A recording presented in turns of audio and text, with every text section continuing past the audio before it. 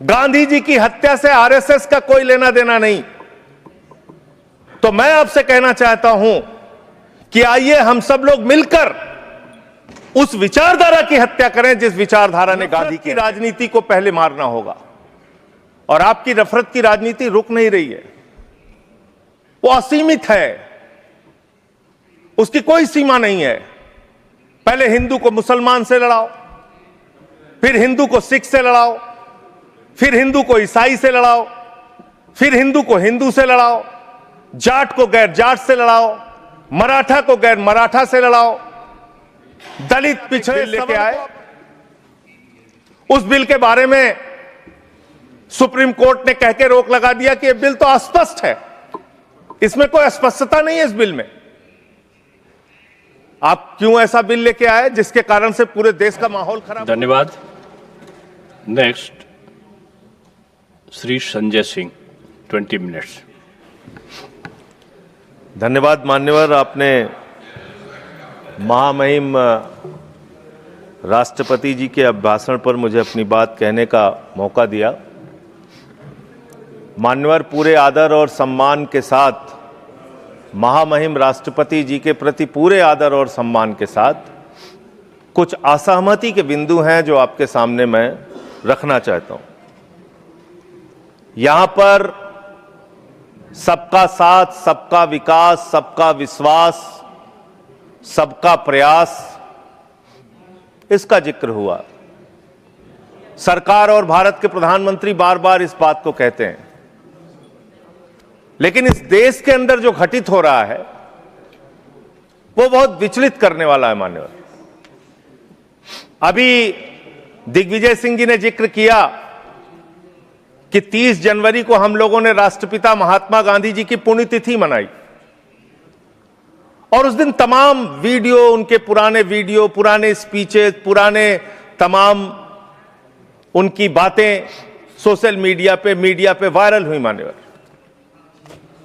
और उसी बीच एक तस्वीर वायरल हुई। वो तस्वीर थी उन हत्यारों की जो अदालत में बैठ के हंस रहे थे, उस जमाने की तस्वीर, जिसमें नाथूराम गोडसे भी था और उसके साथ तमाम और लोग थे, हंस रहे थे, उनके मन में कोई चिंता नहीं थी। आप कह रहे हैं गांधी जी की हत्या से आरएसएस का कोई लेना देना नहीं। तो मैं आपसे कहना चाहता हूं कि आइए हम सब लोग मिलकर उस विचारधारा की हत्या करें जिस विचारधारा ने गांधी की हत्या की, उस विचारधारा की हत्या करें मानव, जिस विचारधारा ने हमारे राष्ट्रपिता महात्मा गांधी को, अहिंसा के पुजारी को हमसे छीना। लेकिन दुर्भाग्य से ऐसा नहीं हो रहा है। देश में तमाम घटनाएं हो रही हैं। पिछले दिनों बरेली में एक चर्च के सामने हंगामा किया गया, हनुमान चालीसा पढ़ा गया। लखनऊ के अंदर एक चर्च के सामने, वहां पर हंगामा किया गया, हनुमान चालीसा पढ़ा गया। क्या बजरंगबली जी ने आपसे कहा है कि चर्च में जाके हनुमान चालीसा पढ़ो? क्या भगवान श्री राम ने आपसे कहा है कि मस्जिद के सामने जाके रामचरितमानस का पाठ करो? अगर आपको हनुमान चालीसा पढ़ना है, हनुमान जी के मंदिर में जाइए, रामचरितमानस का पाठ करना है, राम जी के मंदिर में जाइए, वहां से कुछ आशीर्वाद लेकर आइए अपने लिए और इस देश के लिए। लेकिन वतन को बांटने की कोशिश मत कीजिए, वतन को बांटने की कोशिश मत कीजिए। मान्यवर, ये मंदिर, ये मस्जिद, ये शिवालय की जिद में वतन ही ना होगा तो क्या बांटिएगा? ये कब तक मजहबी नशा बांटिएगा? ये मंदिर, ये मस्जिद, शिवालय की जिद में वतन ही ना होगा तो क्या बांटिएगा? आप इस देश को बांटने का काम कर रहे हैं। एक विचलित करने वाला वीडियो उस दौरान आया मान्यवर। 25 दिसंबर के पहले जबलपुर में भारतीय जनता पार्टी की एक महिला नेता चर्च के अंदर घुसती है, घुसकर वहां एक नेत्रहीन महिला के साथ हाथापाई करती है और उसकी जो मासूम बच्ची बैठी रहती है उसको यह कहती है कि तुम इससे गलत काम कराने के लिए लाती हो। ऐसा समाज आप बना रहे हैं, ऐसा हिंदुस्तान बना रहे हैं। पूरी दुनिया में आप ऐसे विश्वगुरु बनेंगे? आज ऑस्ट्रेलिया में, इंग्लैंड में, यूएस में, न्यूजीलैंड में, दुनिया के अलग अलग देशों में जो लोग भारतीय रहते हैं उनको कितनी शर्मिंदगी महसूस करनी पड़ती होगी कि आप उनके धार्मिक मान्यताओं के हिसाब से उनको यहां पे पूजा अर्चना, इबादत, प्रेयर नहीं करने दे रहे हैं। यह हो रहा है मान्यवर इस देश के अंदर। इसलिए नफरत की राजनीति को पहले मारना होगा, और आपकी नफरत की राजनीति रुक नहीं रही है, वो असीमित है, उसकी कोई सीमा नहीं है। पहले हिंदू को मुसलमान से लड़ाओ, फिर हिंदू को सिख से लड़ाओ, फिर हिंदू को ईसाई से लड़ाओ, फिर हिंदू को हिंदू से लड़ाओ, जाट को गैर जाट से लड़ाओ, मराठा को गैर मराठा से लड़ाओ, दलित, पिछड़े, सवर्ण को आपस में लड़ाओ। अभी आप एक बिल लेके आए, उस बिल के बारे में सुप्रीम कोर्ट ने कह के रोक लगा दिया कि यह बिल तो अस्पष्ट है, इसमें कोई स्पष्टता नहीं है इस बिल में। आप क्यों ऐसा बिल लेके आए जिसके कारण से पूरे देश का माहौल खराब हुआ? आपने झगड़ा कराया दलितों यूजीसी का बिल, और आप इक्विटी बिल जो लेके आए, आपने कहा इक्विटी कमेटी जो बनेगी उसको लेके आपने जो इक्विटी कमेटी बनाई उसमें तमाम बातें आपने ऐसी लिखी, पूरे देश में आपने झगड़े का माहौल क्रिएट किया। आप कभी भी और कहीं भी दलितों और पिछड़ों और आदिवासियों के हितैषी रहे ही नहीं है। आपका संगठन, आपकी विचारधारा, आपकी मातृ संस्था आरएसएस, वहां तो 100 साल तक आज तक एक भी दलित, पिछड़ा और आदिवासी आरएसएस का प्रमुख नहीं बना। यह सच्चाई है आपकी। आप हल्ला मचा रहे थे कि देखो हमने दलितों, पिछड़ों, आदिवासियों के लिए कितना शानदार बिल हम लेके आए, कितना शानदार हमने काम कर दिया। सुप्रीम कोर्ट ने उस पर रोक लगा दिया। सुप्रीम कोर्ट ने कहा कि यह बिल अस्पष्ट है। आपने इस देश के अंदर विश्वविद्यालयों में आरक्षण को खत्म किया है, यह सच्चाई है मान्यवर। दलित, पिछड़े, आदिवासियों के लिए जो प्रोफेसर्स, असिस्टेंट प्रोफेसर्स की नियुक्ति होनी चाहिए, 80% से ज्यादा पोस्ट खाली पड़ी हुई है विश्वविद्यालयों में। और जो चीज आपके हाथ में है, आप दलितों, पिछड़ों, आदिवासियों के हितैषी कैसे हैं? 45 सेंट्रल यूनिवर्सिटीज है जिसमें से 38 केंद्रीय विश्वविद्यालयों में सिर्फ और सिर्फ सवर्ण जाति के लोग वीसी हैं, और 7 में दलित, पिछड़े और आदिवासी हैं। तो आप बताइए जी, आप बताइए, आप मुझे बताइए, आपको 45 में से 38 सिर्फ एक जाति के, सवर्ण जाति के लोग मिल रहे हैं, और बाकी 7 आपने पिछड़ा, दलित, आदिवासी बनाया, और आप कहते हैं आप दलितों, पिछड़ों, आदिवासियों के हितैषी हैं।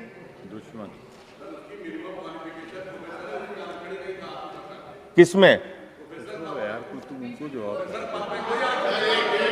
मैं वीसी की बात कर रहा हूं, वीसी की बात कर रहा हूं, वीसी की बात कर रहा हूं। वीसी की नियुक्ति आप करते हैं, वीसी की नियुक्ति आप करते हैं।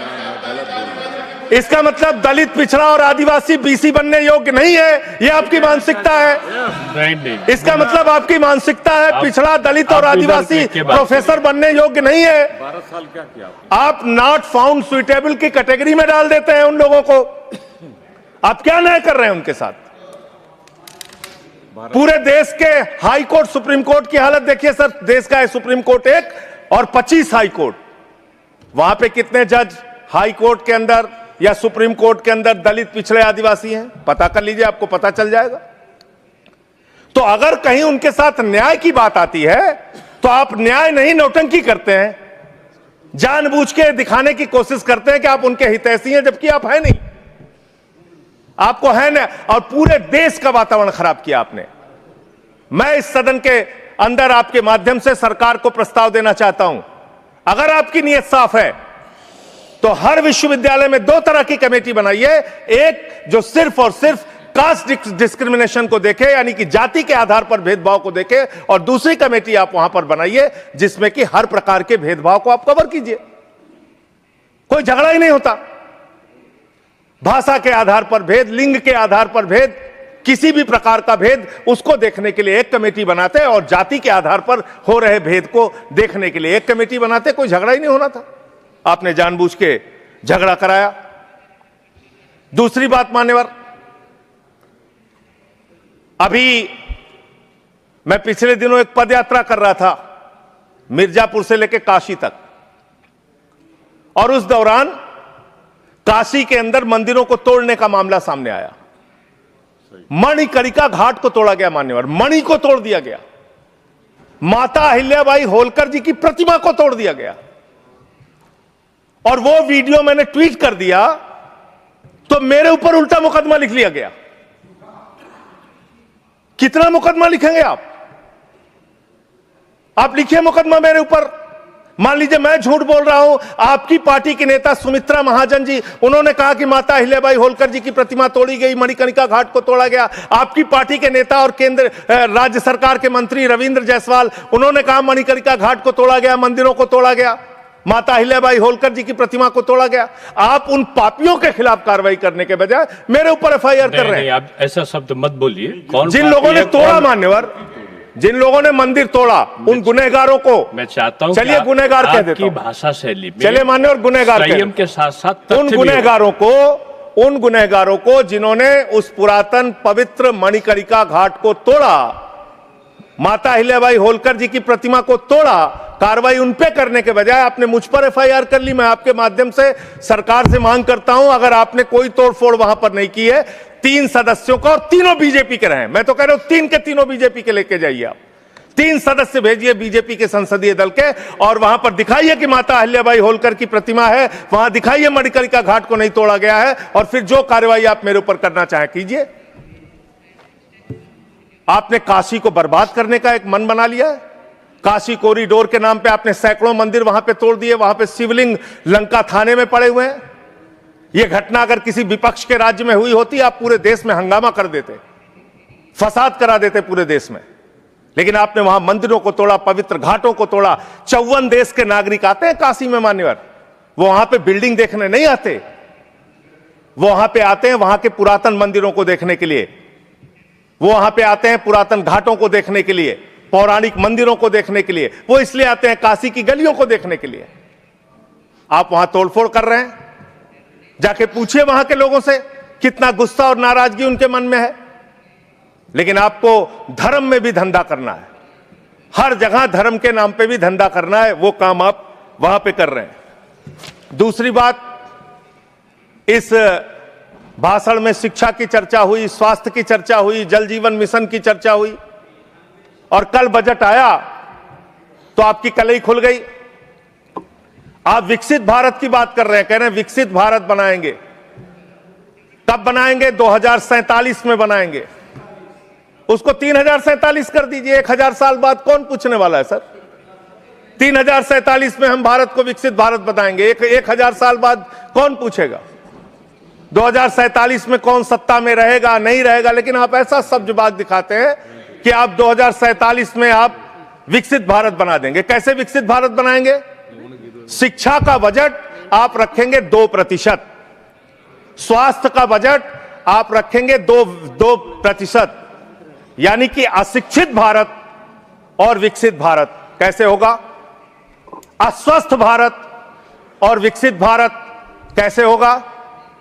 आपने ग्रामीण विकास के नाम पे जो बजट का हिस्सा है उसको कम कर दिया, तो एक अविकसित ग्रामीण व्यवस्था के साथ आप विकसित भारत कैसे बनाएंगे? आपने किसानी के लिए, एग्रीकल्चर के लिए जो बजट रखा उसको घटा दिया। आप कैसे करेंगे विकास? विकसित भारत का आपका सपना क्या है? जिसमें लोग अशिक्षित रहें, जिसमें लोग अस्वस्थ रहें। आपके आयुष्मान भारत की स्कीम की हकीकत क्या है? एक ही नंबर पे 9999 नंबर पे 10 लाख से ज्यादा लोगों का रजिस्ट्रेशन हुआ है। 600 से ज्यादा 625 करोड़ रुपए का फ्रॉड हुआ है, आपकी सीएजी रिपोर्ट में आया आयुष्मान योजना के अंतर्गत। आपने जी राम जी योजना लागू की, उसमें आप कह रहे हैं हम 125 दिन रोजगार देंगे, और बजट में जो निर्धारण कर रहे हैं वो 125 दिन रोजगार देने के हिसाब से आप बजट का निर्धारण नहीं कर रहे हैं, इसका मतलब आपकी ये घोषणा है। पिछले साल आपने कहा कि अप्रेंटिस योजना हम पूरे देश में ला रहे हैं नौजवानों के लिए। अप्रेंटिस योजना में जो पैसा आपने सरकार की ओर से निर्धारित किया उसमें 95% कटौती कर ली। तो आप प्रशिक्षण नहीं दे सकते, रोजगार तो बहुत दूर की बात है। यह काम आपने किया। दूसरी बात, माघ मेला हुआ, बड़ी उसकी चर्चा हुई। आप हमेशा चर्चा करते हैं, महाकुंभ के बारे में चर्चा करते हैं, माघ मेला के बारे में चर्चा करते हैं, लेकिन वहां बड़ी एक अप्रिय घटना हुई मान्यवर, बहुत ही दुखद घटना हुई। शंकराचार्य जी परम पूज्य अवमुक्तेश्वरानंद जी जा रहे थे स्नान करने के लिए। उनको प्रशासन के द्वारा उनको रोका गया। उनके शिष्यों को, उनके बटुकों को चोटी पकड़ पकड़ के घसीट घसीट के मारा गया उनको। और इतना ही नहीं, उनकी एक मांग थी कि अगर प्रशासन या सरकार मुझसे वार्ता कर ले और अपनी गलती मान ले तो मैं स्नान करूंगा। ना उनसे किसी ने माफी मांगी और ना ही वो स्नान कर पाए। बिना स्नान किए शंकराचार्य जी वहां से चले गए। और भी शर्मनाक बात यह है, आप कितने बड़े धर्म के ठेकेदार हैं। आप देखिए कि आप शंकराचार्य जी को तहसीलदार के माध्यम से चिट्ठी भेज रहे हैं, कह रहे हैं बताओ आप शंकराचार्य हो कि नहीं हो। अरावली पर्वत को साबित करना है, बताओ तुम अरावली पर्वत हो कि नहीं हो। दिल्ली की जहरीली हवाओं को साबित करना है, बताओ हवाओं तुम जहरीली हो कि नहीं हो। इस देश के मतदाताओं को साबित करना है, बताओ तुम भारत के नागरिक हो कि नहीं हो। और शंकराचार्य जी को साबित करना है, बताओ आप शंकराचार्य हो कि नहीं हो। जो लोग अभी तक 12 साल में अपनी डिग्री नहीं दिखा पाए, वो शंकराचार्य से शंकराचार्य होने का प्रमाण मांग रहे हैं। यह है आपकी धार्मिक ठेकेदारी। इस तरह से आप धर्म की ठेकेदारी करना चाहते हैं तो देश के अंदर नफरत फैलाकर जो आप राजनीति कर रहे हैं, लोगों के हक को मार के जो आप राजनीति कर रहे हैं, इसका कोई बहुत देश के विकास, कम से कम विकसित भारत आपकी इस विचारधारा, इस सोच से तो नहीं बन सकता। विकसित भारत के लिए यह विचारधारा आपकी काम नहीं करेगी। नफरत फैलाओ और राज करो की, अंग्रेजों की जो विचारधारा थी, बांटो और राज करो की जो विचारधारा थी, उससे नहीं बन सकता। मान्यवर, बात कर लें विदेश नीति की। विश्व गुरु बनने की बात करते हैं प्रधानमंत्री जी, पूरे दुनिया में उनका डंका पीटा जा रहा है। हमने देखा किस तरह से अमेरिका से भारतीयों को हाथ में हथकड़ी, पैरों में बेड़ी बांध के अमृतसर पहुंचाया गया। हमने देखा कि किस तरह से सीज फायर के लिए कम से कम 70 बार अमेरिका का राष्ट्रपति ट्रंप कह रहा है कि उसने ट्रेड डील की धमकी देकर सीज फायर कराया, ट्रेड खत्म करने की धमकी देके। हमने देखा कि किस तरह से चीन यह कह रहा है कि वो सक्सगाम में निर्माण कार्य करेगा और आपकी पार्टी के दफ्तर में उनके प्रतिनिधि मीटिंग कर रहे हैं। उसी दिन वो बयान दे रहा है, बीजेपी के दफ्तर में वो लोग मीटिंग कर रहे हैं, उसी दिन चीन का बयान आ रहा है कि हम सक्सगाम घाटी में निर्माण कार्य करेंगे, पुल बनाएंगे, सुरंग बनाएंगे। आपकी विदेश नीति क्या है? बांग्लादेश में हिंदुओं की हत्याएं हो रही हैं, उस पर आप खामोश रहते हैं, चुप रहते हैं, बोलते नहीं है। आप किसी भी मामले में सामने मुखर होकर सामने आके स्पष्टीकरण नहीं दे रहे हैं। अभी एक एप्स्टीन फाइल की चर्चा हो रही है पूरी दुनिया में, उसके बारे में भारत के प्रधानमंत्री को आरोपित किया गया। उसके बारे में सरकार को स्पष्टीकरण देना चाहिए। तथ्य के कोई चीज को बोलना, मैं कह रहा हूं स्पष्टीकरण देना चाहिए। आपके पास कोई तथ्य है तो आप सर, अगर कोई मैं ये कह रहा हूं मान्यवर, संसद है, इसमें अगर आपके पास कोई स्पष्टीकरण तो देना चाहिए। अगर कोई आरोप लग रहा है, हमारे देश का अपमान है मान्यवर। इनके बोलने के बाद मैं आपको समय देता हूं। आप कैसा काम करना चाहते हैं? खत्म होने से बाद देता हूं। अरे भाई, भारत के प्रधानमंत्री पे आरोप लग रहा है, आप लोग उस आरोप का जवाब नहीं देना चाहते। भारत के प्रधानमंत्री पे आरोप लग रहा है, नहीं तथ्य के बगैर होगा तो आप नहीं लगा सकते। तथ्य के विपरीत अगर आप बोलेंगे तो आपका ये चीज नोट नहीं किया जाएगा। तो मैं ये कह रहा हूं मान्यवर, देश व्यवस्थाओं से चलेगी। यहां बैठे हैं जावेद भाई, संभल के अंदर एक जज ने न्याय का फैसला दिया और उस जज का ट्रांसफर कर दिया जाता है। यह जुडिशरी की हालत आपने कर दी है, यह कर दिया आपने। देखिए, न्यायालय ट्रांसफर करता है जज का। अरे मान्यवर, जज का ट्रांसफर हुआ है, अवमानना होगी। जज का ट्रांसफर हुआ है। जज का ट्रांसफर कोई पॉलिटिकल पार्टी नहीं करती। तो एडमिनिस्ट्रेटिव तो काम आप में हुआ, ऐसी चीज ना बोले जो कंटेम्प्ट हो कोर्ट का। और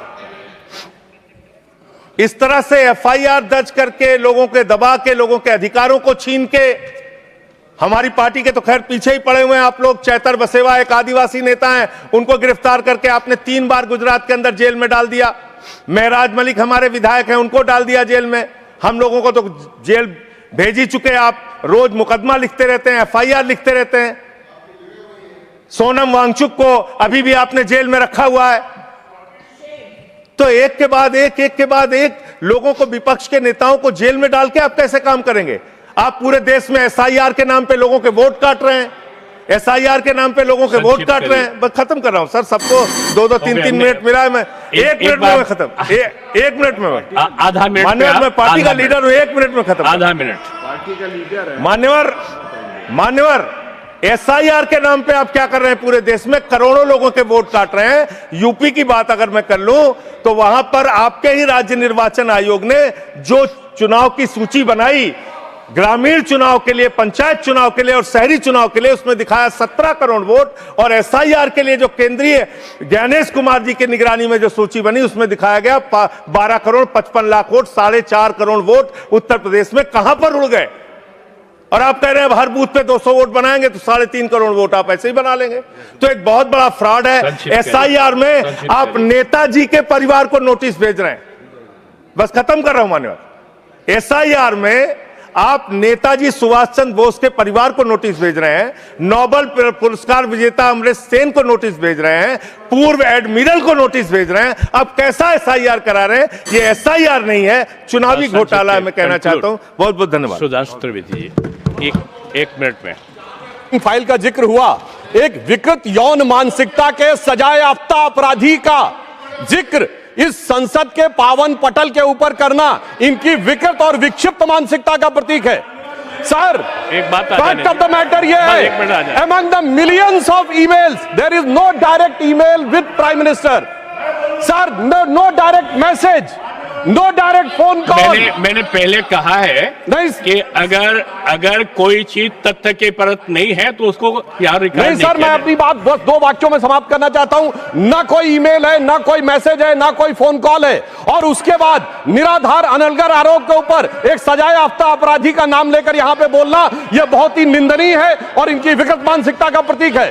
और सर, डिपार्टमेंट ऑफ जस्टिस ने भी यह कहा है कि वो फॉल्स और सेंसेशनल आरोप है। और प्रधानमंत्री जी इजराइल में अपनी ऑफिशियल यात्रा पे थे, एक मुलाकात ऑफिशियल है, और उसके बावजूद वहां पर सिर्फ एक ही गायन हुआ, वो था राष्ट्रगान। अगर उसमें नाच गाना इनको नजर आता है, हो सकता है इसे राम मंदिर में नजर आता हो। तो मैं इस पे घोर भर्त्सना करते हुए सभापति महोदय सिर्फ एक पंक्ति कहना चाहता हूं।